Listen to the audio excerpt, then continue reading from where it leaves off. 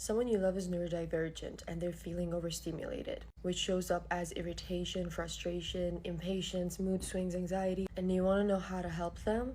Hi, my name is Atusa. I'm an ADHD coach, and I'm about to tell you. Number one rule, give them space. Don't be all up in their business trying to fix them. Neurodivergent people have high sensitivity to sensory input, which often is why they end up overstimulated. There's too much noise, the lighting is off, they don't have their personal space, they're being touched, and there's just too much going on. So you getting all up in their face and be like, what's wrong, tell me, let me, it's not gonna help. If you insist on staying around and trying to help, it's not productive, because they might be masking, they want to please you, so they'll say yes to you, but in fact your presence is making them more frustrated and more overstimulated. So space, please give them some space.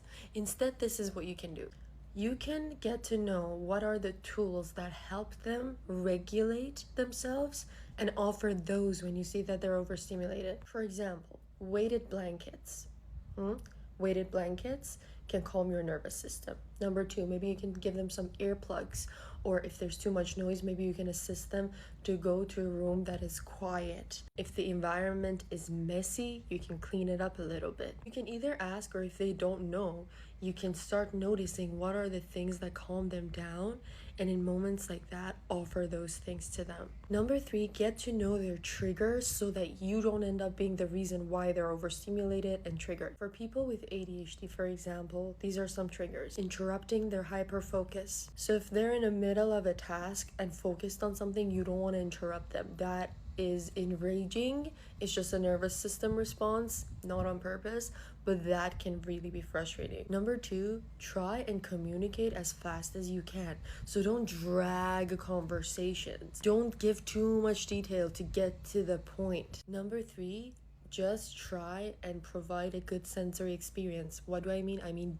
don't make too much noise. Don't turn on all the main lights that are like hospital lights.